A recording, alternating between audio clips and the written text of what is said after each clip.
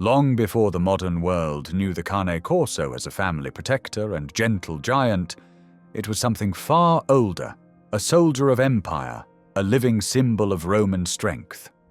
Its story begins not in comfort, but in war. Over 2,000 years ago, when Rome ruled the known world, its legions marched across continents, disciplined, fearless, unstoppable. But beside the soldiers marched another warrior, a massive, broad-shouldered dog with eyes like fire and a heart forged in loyalty. That was the ancestor of the Cane Corso, the Canis Pugnax, the Roman war dog. They were not pets, they were partners in conquest. These dogs guarded camps, carried messages, and charged into battle beside their masters. When the Roman horns sounded across the plains of Gaul or the deserts of Africa, the Canis Pugnax ran first into the storm, armored, fearless, devoted. Historians wrote that they fought with a courage that defied logic, seizing enemy soldiers, knocking riders from horses, and protecting fallen Romans until the very end. They weren't bred for bloodlust, but for duty. Their power came from purpose, not cruelty. Even in the heart of chaos, they never lost their discipline. Their bond with their masters was absolute, as if they understood not only commands, but cause. When the empire spread to the farthest edges of Europe, these dogs followed. But as Rome's glory began to fade, the Canis Pugnax did not disappear. It adapted, transforming from a warrior into a guardian. When the legions fell silent and the cities crumbled, the dogs returned to the countryside of southern Italy. There, among the farms, olive groves, and stone villages, they found a new calling, protecting the land, the livestock, and the families who still believed in honor. Over centuries, they became known by a new name, Cane Corso, derived from the Latin cohors, meaning protector, guardian, defender. It was no longer a title of war, but one of trust. The Cane Corso watched over shepherds, guarded travelers on lonely roads, and stood by farmers as both weapon and friend. They fought off wolves, thieves, and wild boars, fearless as ever, but now fighting for peace, not conquest. Every Italian village had its stories, of a Cane Corso that stood alone against bandits, of another that pulled a cart through the night to fetch help for a wounded master. They were legends whispered by firelight, stories not of fantasy, but of faith. Because the Cane Corso was not a dog that obeyed out of fear, it obeyed because it believed. Unlike other breeds created for beauty or sport, the Cane Corso was shaped by necessity. Every muscle, every instinct designed for purpose. Its massive head and powerful jaw were not for intimidation, but protection. Its intelligence was not for tricks, but judgment, knowing when to stand, when to yield, when to fight. And yet behind the armor of muscle and myth was something deeper, a quiet, emotional intelligence. Even in ancient accounts, people described how these dogs seemed to understand emotion. They could sense when a child was afraid, when a man was angry, when danger approached. That empathy made them different. They weren't mere beasts of burden, they were companions of conscience. When the Roman Empire finally vanished into history, the Cane Corso endured, not in marble or myth, but in the fields and hearts of rural Italy. It was no longer a symbol of conquest, it was a symbol of loyalty that survives empires. From the roar of battle to the quiet hum of farmland, from a warrior's charge to a child's laughter, the Cane Corso had transformed, but its essence remained the same. Courage without cruelty, strength with soul. And as centuries passed, while kings rose and fell and the world forgot many of its heroes, This one, the silent guardian of Italy, refused to be forgotten.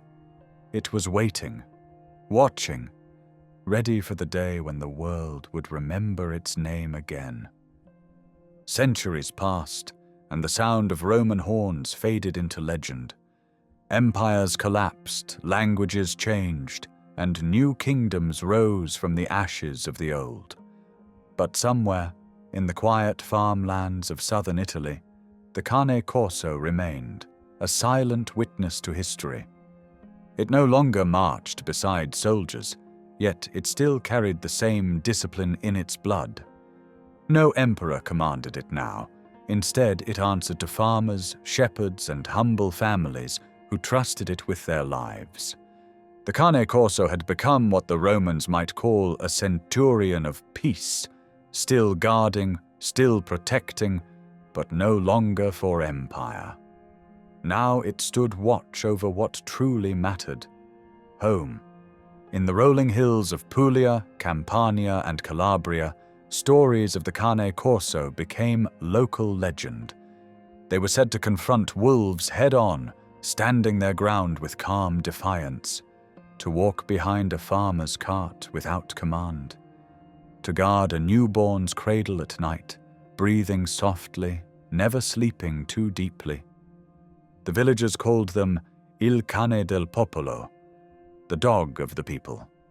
Not a symbol of power, but of trust.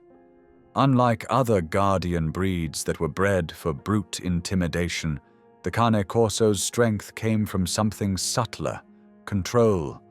It knew when to unleash its power and when to hold it back. A true warrior never wastes its force. It saves it for when it's needed most. Generations of Italians raised their children beside these dogs.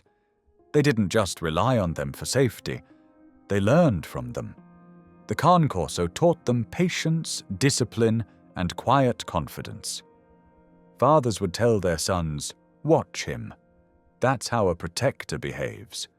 During the medieval and Renaissance eras, when chaos often reigned, the Cane Corso became an unofficial knight of the countryside. It accompanied hunters, protected travelers, and guarded estates at night. When bandits came, and they often did, it did not bark in panic. It waited.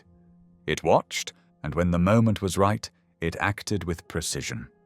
That restraint, that calm intelligence became the essence of the breed. They weren't just dogs of muscle, but dogs of mind. And still, despite their imposing stature, their hearts remained gentle. Children climbed onto their backs. Elders rested their hands on their heads. They moved among families like shadows, always near, always present. In paintings from the 1500s and 1600s, you can sometimes spot them. Dark, watchful figures beside nobles and soldiers, often at the edge of the frame. They weren't the focus of the portrait, but they were the foundation of it, the quiet symbol of loyalty, guarding the family even in art. As Italy changed, the Cane Corso adapted yet again. It learned to herd livestock, to guard warehouses, to patrol vineyards. Whatever task humanity needed, it mastered, without complaint, without hesitation. For hundreds of years, no breeder's manual, no pedigree registry, no fanfare. The Cane Corso simply existed, passed from father to son, from master to apprentice, a living tradition. And then, as modernization swept through Europe, tragedy struck. By the 19th century, firearms and urbanization changed everything. Wolves disappeared, farms grew fewer, and the need for such a powerful guardian seemed to vanish. The Cane Corso, once essential to daily life, began to fade into obscurity. But even as their numbers declined, those who knew them refused to forget. Old farmers spoke of them like lost heroes, dogs that feared nothing, that guarded families as if they were sacred. For centuries, these dogs had been more than protectors. They had been part of Italy's very soul, and though the world moved on, the Cane Corso's story was far from over. Because true strength, the kind forged in loyalty, never disappears. It only waits for the right moment to rise again. And in the quiet villages of Italy, hidden among ruins and olive fields, a few of these mighty guardians still walked the earth, carrying the last embers of a forgotten empire in their hearts. They had survived war, famine, and time itself, and soon they would remind the world who they were, and why no force of history could break them. Every legend faces a moment when it is almost forgotten, when time, progress, and indifference threaten to erase it. For the Cane Corso, that moment came in the 20th century. Italy was changing. The world was changing. Machines replaced men in the fields. Guns replaced dogs on the hunt. The rural life that had sustained the Cane Corso for centuries began to vanish, and with it, the dog itself. By the 1940s, the world was at war once more. Villages were abandoned, families scattered, and the dogs who once stood as guardians of the land had no homes left to protect. Many Cane Corsos were lost, victims not of violence but of neglect. Others roamed the countryside as strays, surviving on instinct and memory. They had gone from symbols of strength to ghosts of their former glory. By the 1970s, the breed was nearly extinct. In all of Italy, only a few scattered dogs remained, living relics of a forgotten empire. But even in that darkness, hope endured. In a small town in southern Italy, a few men refused to let the legacy die. Among them was Dr. Paolo Breba, a man who believed that what was lost could be saved. He had heard stories of the Cane Corso from farmers and elders, of their courage, their loyalty, their unmatched devotion. And he set out to find them. What he discovered was heartbreaking and miraculous. In remote farms and isolated villages, a handful of true Cane Corsos still existed. They were rough, scarred, and weathered by time, but their spirit was unmistakable. In their eyes still burned the same steady fire that once glowed in the war dogs of Rome. Dr. Breba and a small group of enthusiasts began the mission of restoration. They gathered these surviving dogs, studied their traits, and carefully bred them, not for show, not for profit, but for preservation. They weren't recreating a breed, they were reviving a legend. Slowly, the Cane Corso began to rise again, reborn not in the halls of luxury, but in the hands of ordinary Italians who still understood what loyalty meant. Word spread across Italy and then across Europe. By the late 1980s, the world began to notice. Dog enthusiasts and historians realized they were witnessing something extraordinary, the resurrection of an ancient guardian. But this revival was not just about bringing back a dog. It was about restoring a connection between man and beast, between past and present, between what humanity builds and what it forgets. When the Cane Corso appeared in modern dog shows for the first time, audiences were stunned, not just by its strength, but by its presence. It stood tall, calm, unbothered, its eyes steady, its stance noble. You could feel just by looking at it that this was not a creature of vanity. It was a creature of purpose. Every movement told a story older than language. You could see the Roman legionary reflected in its posture, the farmer in its patience, the protector in its gaze. It was as if centuries of loyalty and courage had been distilled into one living symbol of endurance. When the Italian Kennel Club officially recognized the Cane Corso in 1994, it wasn't just a bureaucratic milestone. It was a rebirth.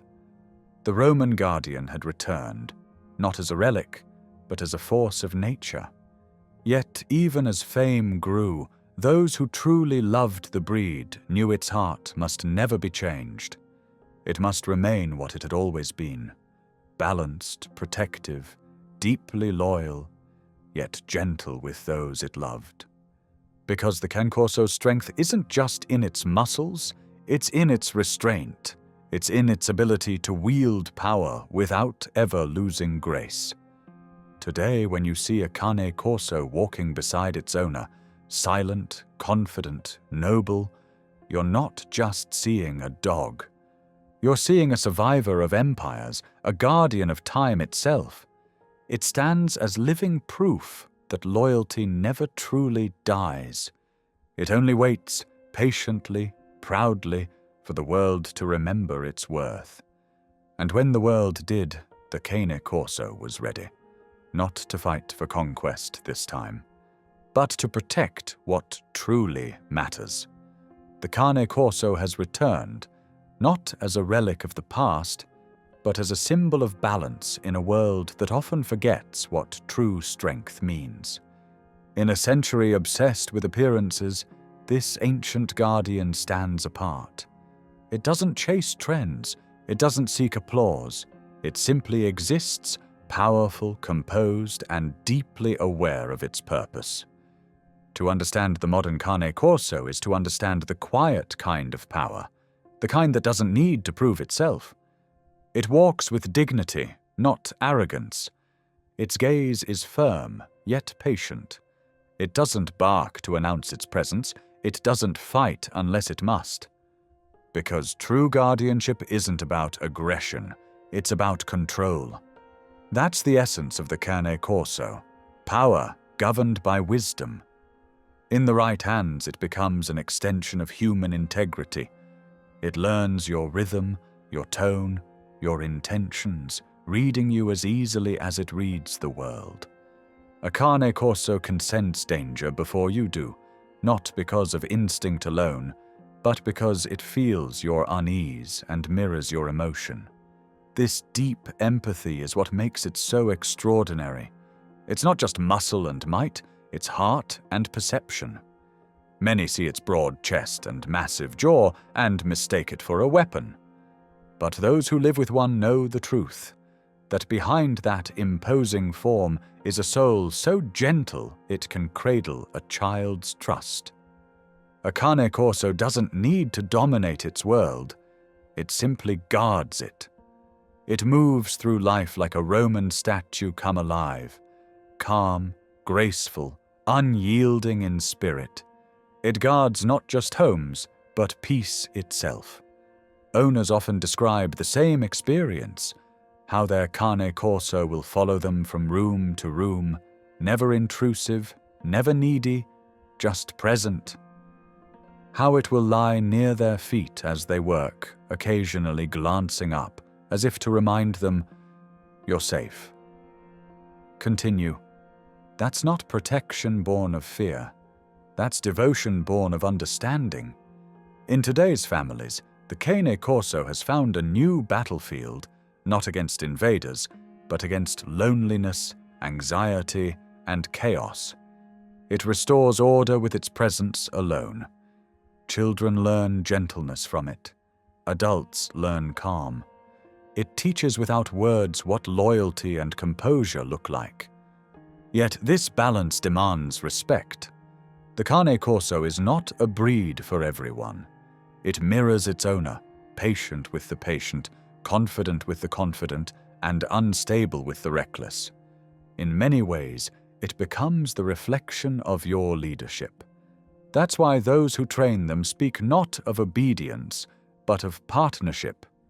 A Cane Corso doesn't submit, it aligns, it doesn't serve. It stands with you. It's a relationship built not on dominance, but on mutual trust. When you earn that trust, something remarkable happens. The Cane Corso begins to anticipate you. You no longer give commands, you simply exist in rhythm together, an ancient dance of instinct and respect. That bond transforms both human and dog. You begin to move differently, calmer, more assured. You learn just by watching it what real presence feels like. Because that's what the Cane Corso gives. Presence. The kind that fills a room without noise. The kind that steadies the human heart. And yet, for all its power, it is profoundly gentle. You'll see it lowering its massive head to let a child's hand touch its face. You'll see it waiting patiently by the door for its owner to return, tail barely moving, eyes full of quiet hope. You'll see it lying under a table during dinner, content just to be close. That's the paradox of the Cane Corso, a warrior's strength wrapped around a poet's soul. It doesn't just protect your home, it protects your spirit. In a world loud with distraction, it reminds you to breathe, to stand tall, to act with purpose. Because that's what it was born to do. Not destroy, not dominate, but preserve. Preserve peace. Preserve loyalty. Preserve the bond that once defined humanity and its oldest ally. Today, the Cane Corso walks through city streets and open fields with the same composure it once carried through Roman battlefields. Different world, same mission. It guards not empires, but families, not borders, but hearts. And every time it raises its head and scans the horizon, it carries a silent message from the past. That strength, when guided by love, is the noblest power of all. Every legend has two sides, the story the world remembers, and the truth that only the heart reveals. For the Cane Corso, the world remembers the power, the legacy, the fearlessness. But those who live beside one know the truth, that beneath the muscle, the myth, and the history, there lies a heart vast and gentle enough to hold an entire family's love. The Cane Corso is a paradox made flesh, a guardian forged for battle, yet born to nurture. Its loyalty doesn't come from instinct alone, it comes from choice. It chooses its people, it studies them, it devotes itself completely, and once that bond is made, it is eternal. You can see it in the way they watch you, not with impatience, but with understanding. Their gaze is steady, searching, almost human. It's as if they're asking, "What do you need me to be today? A shield? A friend? A quiet companion when words fail?" They become all of it, seamlessly, selflessly, silently. That's what makes them unique among guardians. Their power doesn't separate them from you, it connects them to you. They don't protect because you are weak. They protect because they see your worth. In the stillness of night, you'll find them lying near the door, awake while you sleep. Every sound analyzed, every scent recognized. Their body is still, but their mind is always alert. An ancient instinct that never fades. And yet, at sunrise, you'll see another side, the playful, affectionate soul that few expect. The Cane Corso that rolls on its back, asking for belly rubs. The one that leans against your leg for comfort. The one that greets you with a low, rumbling sigh of contentment, as if to say, "You came back. All is well again." They live for those moments, not for glory, not for command, but for connection.